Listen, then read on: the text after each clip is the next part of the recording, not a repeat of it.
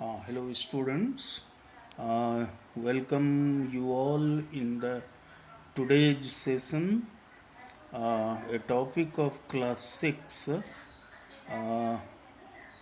It is related to simplification of integers. Let us see that integer से जुड़ा सरल करने का सवाल कैसे बनाया जाता है और हम लोग इस आधार पर फिर देखेंगे कि बातें कितनी समझ में आई। आप एक्सरसाइज बनाएंगे घर पर। इसके लिए स्टूडेंट्स हमें 2 रूल याद करना पड़ेगा। मैं एक एक करके रूल को आपको शेयर करता हूँ और आप बिल्कुल ध्यान से वीडियो सुने देखें, तो मुझे पूर्ण विश्वास है कि आप बहुत अच्छे से समझ जाएंगे कि इंटीजर्स का सिंप्लिफिकेशन कैसे किया जाता है। मैं साथ ही ये मानकर बच्चों आपको बता रहा हूँ ये टॉपिक कि आप इंटीजर से परिचित हैं, और यदि अभी भी आप कोई बच्चे ऐसे हैं जो इंटीजर्स से रूबरू नहीं हुए हैं, तो आप समझ लें कि जो काउंटिंग नंबर्स है 1 2 3 4 5 6 से लेकर अनंत तक, जिसकी कोई अंत नहीं है, उसमें उसको नेचुरल नंबर आप कहते हैं। फिर उसमें जब जीरो को भी उस परिवार में हम लोग शामिल कर लेते हैं और काउंटिंग को अब जीरो से स्टार्ट करके यदि बोलें तो 1 2 3 4 एंड सो ऑन, तो अब ये जो नंबर का फैमिली हुआ इसको नाम दिया गया होल नंबर। और इसमें यदि हम लोग काउंटिंग नंबर के सभी माइनस नंबर को भी शामिल कर लें, मेरा मतलब है -1 -2 -3 -4 एंड इसी तरह हम लोग जाएं अनंत तक इस साइड भी, तो जो नंबर का फैमिली बना जिसमें क्या क्या आया, सारे काउंटिंग नंबर्स आए, जीरो आए और काउंटिंग नंबर्स के निगेटिव नंबर्स आए। ये तीनों पार्ट जब मिल जाते हैं तो उसे इंटीजर्स कहते हैं। यानी इंटीजर्स में 3 तरह के नंबर्स मिले हुए हैं। यदि हम लोग उसको वर्गीकृत भी कर दें तो एक हिस्सा होगा जिसमें 1 2 3 4 5 6 एंड सो ऑन ये आएगा, जिसको हम लोग पॉजिटिव इंटीजर कहेंगे। ये पॉजिटिव पार्ट है इंटीजर का। दूसरा हिस्सा हुआ इन्हीं के माइनस वाले number, -1 -2 -3 -4 dot dot dot dot इस तरह से। तो ये निगेटिव हिस्सा है इंटीजर्स का, तो इसे निगेटिव इंटीजर्स कहा गया। और बीच में एक जीरो छूट गया जो ना तो पॉजिटिव इंटीजर्स के फैमिली में आया ना निगेटिव के। इसे नाम दिया गया neither positive nor negative integer. तो याद करें आप कि जीरो को क्या कहा गया, neither positive nor negative integer, कि ये कैसा इंटीजर है जो ना तो पॉजिटिव है ना ही निगेटिव है। ठीक है, तो इंटीजर के ये 3 पार्ट हुए, तीनों मिलकर इंटीजर कहलाते हैं। यानी इंटीजर के उदाहरण यदि पूछा जाए तो हम माइनस वाले भी उदाहरण दे सकते हैं, -2 -5 -12, जीरो भी दे सकते हैं, और इधर प्लस वाले में से 1 2 5 7 कुछ भी बोल सकते हैं। ये सारे इंटीजर्स हैं। चलिए, आप इंटीजर्स से परिचित हो गए। अब हम लोग जो अभी का सेशन है वो मेनली है कि इंटीजर्स का जो सिंप्लीफाई क्वेश्चन होता है वो कैसे बनाते हैं। तो इसके लिए हम लोग एक रूल पहले बात करें कि जैसे आपके पास जितने इंटीजर्स क्वेश्चन में दिए हुए हों, यदि सब में सेम साइन दिखाई पड़े, जैसे सेम साइन का मतलब है कि सभी में जैसे माइनस ही लगा हुआ है या फिर सभी में प्लस ही लगा हुआ है। उदाहरण के तौर पर यहाँ हमने उदाहरण लिया भी है ऐसा। आप देखिए यहाँ पर जो सवाल है पहला, वो है कि सिंप्लीफाई करें -5 -3 को। इसी तरह दूसरा सवाल है यहाँ पर 2 + 5 + 7। तो देखिए पहले सवाल में दोनों ही इंटीजर्स के माइनस साइन है, सेम साइन है। दूसरे सवाल में 3 इंटीजर्स हैं, तीनों के सेम साइन है, प्लस साइन है। आगे 2 के आगे नहीं लिखा गया है क्योंकि शुरू में प्लस नहीं लिखा जाता, वो छिपा रहता है। तीसरा सवाल देखें आप, इसमें -3 -3 तीन बार एक ही इंटीजर को लिखा गया है, तीनों में माइनस साइन है। चौथे सवाल को देखें आप, -4 -11 -15 और -7।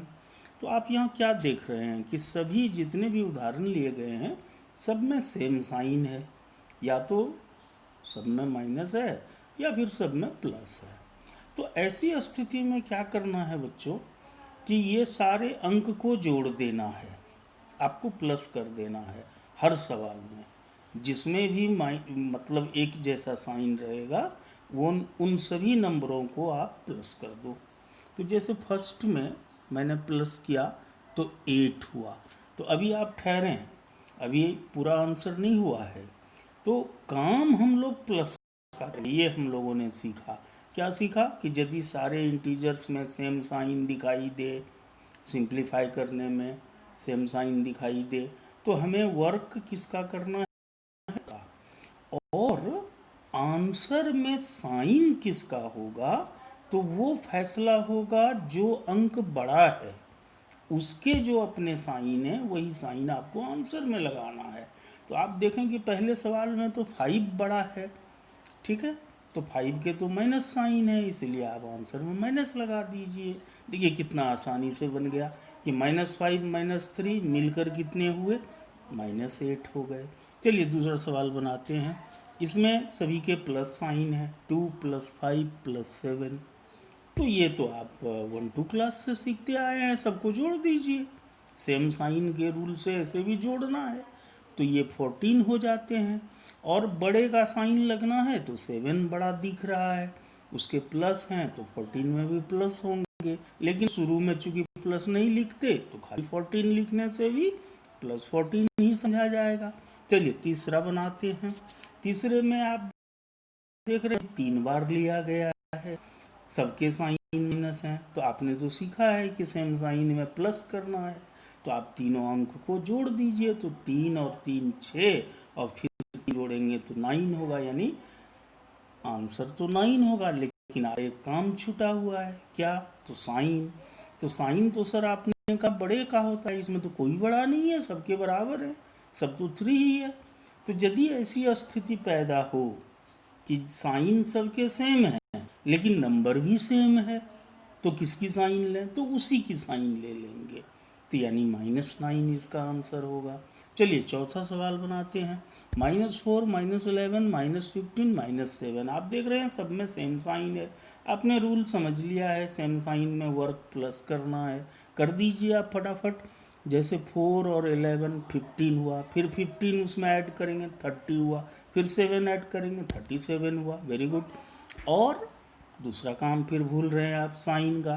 तो साइन तो सबसे बड़े अंक का होगा, तो 15 सबसे बड़ा है, उसकी साइन माइनस है, तो आप उसमें माइनस लगा दीजिए, तो -37 आंसर हो गया। चलिए कितना मज़ा आया कि आपने एक रूल पढ़ लिया, बड़ी आसानी से इस तरह के सवाल आप बना लिए। अब हम लोग अभी बात करेंगे एक और रूल का। चलिए दूसरा रूल समझते हैं। दूसरा रूल ये है कि यदि आपके सवाल में सिंप्लीफाई करने में, इंटीजर्स को सिंप्लीफाई करने में दिखाई पड़े कि एक ही जगह 2 साइन हैं मैथ के, प्लस और माइनस, या दोनों माइनस ही हैं, और जानते हैं आप, दो साइन जब एक जगह होता है तो एक को तो लिखते हैं, दूसरे को छोटी ब्रैकेट में अंदर लिखना पड़ता है, क्योंकि दो साइन पास पास नहीं होता है। उसे अलग करने के लिए छोटी ब्रैकेट का उपयोग करते हैं दूसरे साइन में। तो यदि दो साइन हो एक जगह तो वो उसके लिए ना नियम बना हुआ है कि उसे आप एक साइन बना लें। तो क्या नियम है? तो अब आप नियम को ध्यान से सुनिए। यदि दोनों माइनस माइनस है तो आपको एक साइन प्लस बनाना है। यदि एक प्लस और एक माइनस है तो आपको एक साइन माइनस बनाना है। ठीक है। अब इसके उदाहरण हम आपको दिखा लेते हैं। पहले आप नियम समझ लें। नियम यहाँ लिखा हुआ है, ये देखिए कि यदि दो प्लस हों पास पास में तो आपको एक साइन प्लस लिखना है उसके बदले। यदि दो साइन माइनस पास पास में हों तो आपको एक साइन प्लस लिख देना है अगली बार। यदि एक माइनस एक प्लस हो तो आपको माइनस लिखना है, और यदि एक प्लस एक माइनस हो तो फिर माइनस लिखना है। यहाँ भी देखिए आप, तो वही बात है कि सेम यदि दोनों साइन है तो प्लस लिख देना है उस साइन को, एक एक साइन, और यदि अपोजिट है तो माइनस लिखना है। चलिए, एक और नियम आप यहाँ पर इस चर्चा में सीख लिए कि ओ इंटीजर्स में यदि अपोजिट साइन हो, कि दो इंटीजर हमको दिया है, दोनों में अपोजिट साइन है। अपोजिट का मतलब एक में प्लस है एक में माइनस है, या फिर पहले वाले में ही माइनस है दूसरे में प्लस है। तो ऐसी स्थिति में क्या करेंगे, वो दोनों साइन को हटाकर एक साइन माइनस लिख देंगे। और यदि दोनों सेम है, जैसे माइनस है फिर माइनस है ब्रैकेट में, तो दो साइन को हटा के प्लस करना है।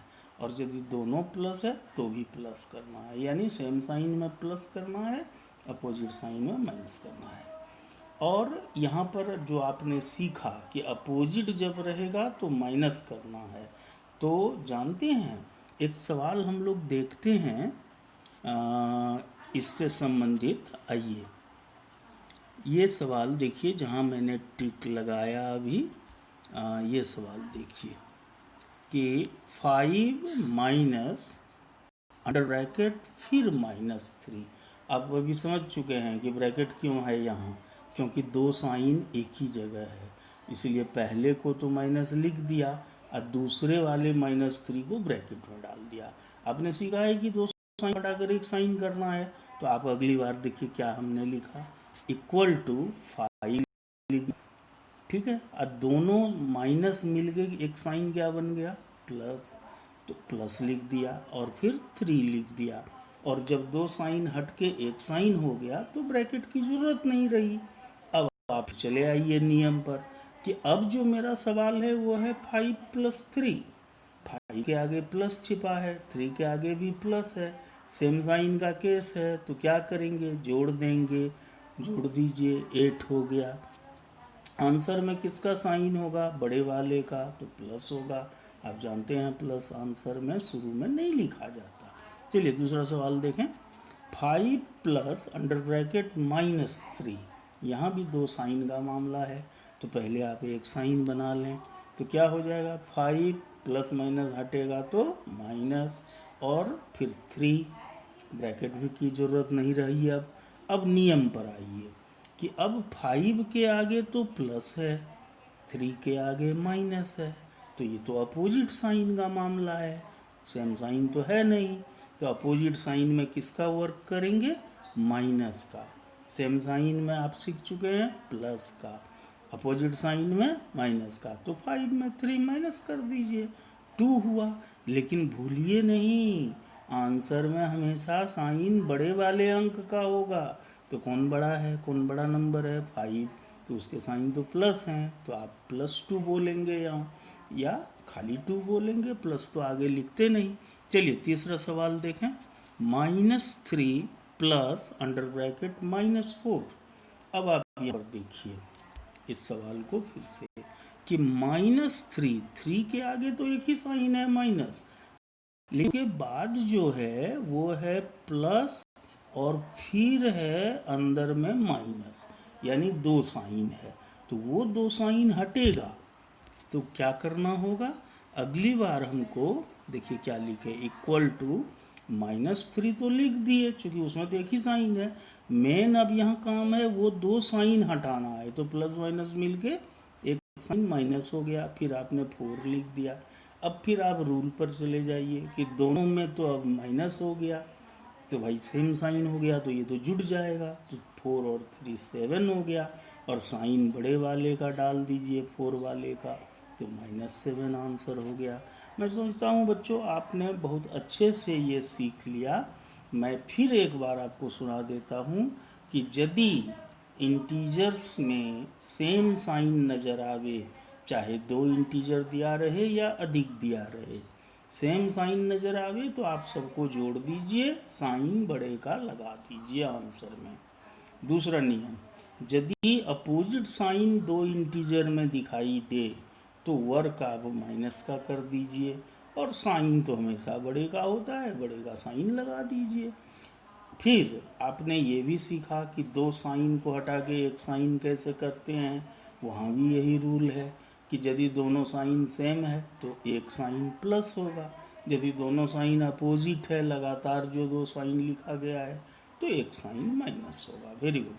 अब हम लोग कुछ और सवाल देखते हैं इसमें। मैं वो पेज निकालता हूँ। हाँ, ये पेज हम लोग देखें, ये है, एक मिनट। हाँ, क्वेश्चन नंबर 2 यहाँ पर देखिए क्या है, यहाँ है 12 -5, तो यहाँ कौन नियम चलेगा, अपोजिट। 12 के आगे प्लस है और 5 के आगे माइनस है, तो क्या काम होगा अपोजिट साइन में, माइनस का, तो 12 में 5 माइनस कर दीजिए 7, और साइन बड़े का 12 वाले का प्लस नहीं लिखेंगे। चलिए दूसरा सवाल बगल में है, -5 -13। Very good. यहाँ दो काम है, पहले दो साइन को हटाना है, तो क्या हो जाएगा, -5, दो साइन माइनस है तो एक साइन प्लस हो गया, ब्रैकेट हट गया, 13। अब हो गया सवाल -5 + 13, तो अपोजिट साइन है तो माइनस का काम होगा। 13 में 5 माइनस कीजिए क्योंकि बड़े में ही ना छोटा माइनस होगा, तो 13 में 5 गया 8, साइन बड़े का प्लस का नहीं लिखेंगे। चलिए तीसरा सवाल देखते हैं, 12 -5, ठीक है, वेरी गुड। दो साइन हटाइए, क्या हो जाएगा, 12 + 5। अब आपको बार बार मैं नहीं कहूँगा, समझ चुके हैं आप। दोनों मिलके कितना हो गया, दोनों में सेम साइन है, 17, साइन बड़े का नहीं लिखेंगे क्योंकि प्लस है। नेक्स्ट, -5 + -2 -10। यहाँ देखिए दो जगह आपको दो साइन दिया हुआ है, उसको हटाइए तो हो जाएगा -5, दो प्लस माइनस मिलके एक साइन माइनस, फिर 2, फिर माइनस माइनस मिलके +10। Very good. अब आप क्या करें कि अब 3 इंटीजर है आपके पास, तो पहले दो को हमने सरल किया, -5 और -2 को, सेम साइन का केस है, जुट गया, तो 7 हो गया और बड़े का साइन माइनस हो गया, और तीसरे को उतार लाया +10 को। अब फिर दूसरा नियम अपोजिट साइन का कि एक में माइनस एक में प्लस है, तो वर्क तो माइनस का होगा, तो 10 बड़ा है, 10 में 7 गया 3, और बड़े का साइन प्लस, 10 वाले का नहीं लिखेंगे। नेक्स्ट सवाल, धीरे धीरे आप देखिए मैंने लंबा किया हुआ है कि सवाल बढ़ाते जा रहे हैं। -13 + -5 -17। अब आपको हम सीधे स्टेप पढ़ देंगे, आप समझ चुके हैं। शुरू में ही दो साइन है तो दोनों मिलके प्लस हो गया, नहीं लिखा गया, 13, फिर प्लस माइनस माइनस हो गया 5, फिर माइनस माइनस प्लस हो गया 17। नेक्स्ट इसके बाद क्या हुआ, तो इसके बाद हमने 13 और -5 को सरल किया अपोजिट साइन के नियम से, तो ये माइनस हो गया, तो 8 और साइन 13 का प्लस नहीं लिखा, और +17 को उतार लाया। अब ये दोनों में सेम साइन है, दोनों जुट गया, 25 हो गया और 17 की साइन प्लस जो नहीं लिखा गया। नेक्स्ट क्वेश्चन है -2 प्लस -11 माइनस -42 प्लस 15। आइए दो साइन हटाते हैं, पहला में तो एक ही साइन है -2, इसके बाद प्लस माइनस -11, फिर माइनस माइनस प्लस, अब +15।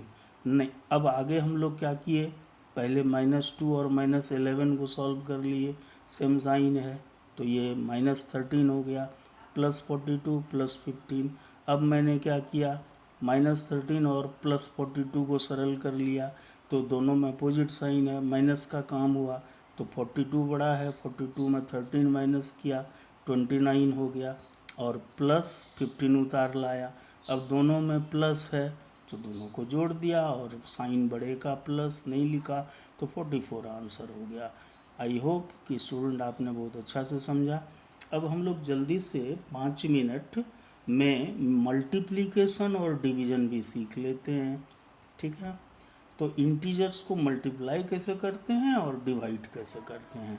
मल्टीप्लिकेशन में आपको नियम पढ़ना होगा फिर, कि देखिए जब भी करना होगा तो सारे अंक को आप मल्टीप्लाई कर दीजिए, और माइनस को मल्टीप्लाई करने के लिए नियम समझिए। माइनस यदि एक बार रहे सवाल में, 3 बार रहे, 5 बार रहे, 7 9 बार रहे, आप समझ गए, और टाइम्स रहे, तो फाइनल आंसर में माइनस होगा।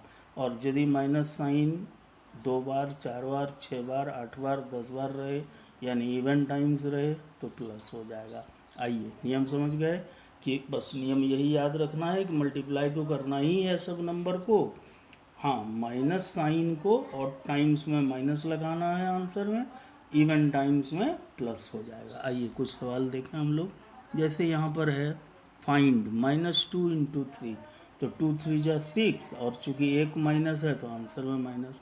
नेक्स्ट सवाल -2 × -3, अब आप इसको बनाइए 2 नंबर क्वेश्चन, तो अंक को इंटू कीजिए, 2 और 3 को 6, आज चूँकि 2 माइनस है, इवन टाइम्स हुआ तो +6 हो गया, प्लस नहीं लिखे। तीसरा सवाल -1 × -2 × -3, तो पहले अंक इंटू कीजिए, 3 2 जा 6, 6 1 जा 6, और माइनस 3 बार है और टाइम्स, तो माइनस हो गया। चौथा सवाल -1 × 2 × 5 × -3 × -4 × -5, पहले अंक इंटू कीजिए, 1 2 जा 2, 5 जा 10, ठीक है 10। एक मिनट ज़रा सा मुझे दिख नहीं रहा है, मैं बड़ा कर लूँ, यस नाउ सी 1 2 जा 2, 2 5 जा 10, 10 3 जा 30, 34 जा 120, अब 120 को 5 से इंटू किया तो 600, वेरी गुड। माइनस एक बार, 2 बार, 3 बार, 4 बार, एक बार, 2 बार, 3 बार, 4 बार, तो 4 बार में तो प्लस होगा, तो यहाँ तो माइनस लिखा है, आप इसको प्लस बना दीजिए, तो ये हो गया +100, ठीक है स्टूडेंट, ओके। अब जल्दी से हम समझते हैं, बहुत क्लियर है।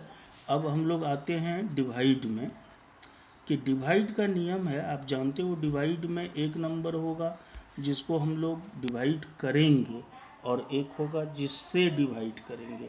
जिसको डिवाइड करेंगे उसको ऊपर लिखेंगे, जिससे डिवाइड करेंगे उसको नीचे लिखेंगे। अब नियम सुनिए, यदि दोनों में माइनस लगा है तो वो कैंसिल हो जाएगा, आंसर प्लस में होगा।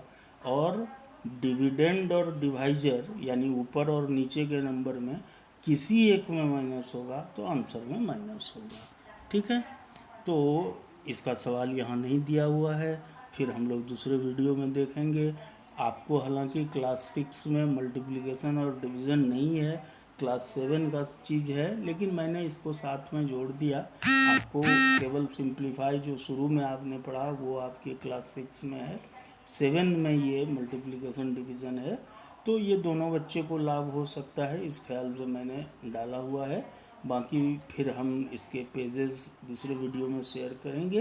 हाँ, सो हम उम्मीद करते हैं बच्चों कि आपको बहुत फ़ायदा होगा, और आप 100% कहेंगे कि मैंने सीख लिया, और आप निश्चित रूप से किताब में जो एक्सरसाइज है उसको बनाएंगे, और सब्सक्राइब करेंगे, अपने दोस्तों से शेयर करेंगे, लाइक करेंगे और कमेंट भी लिखेंगे कि आपको ये वीडियो कैसा लगा, ताकि हम आपके लिए और अच्छा अच्छा वीडियो बना के आपके समक्ष आ सकें।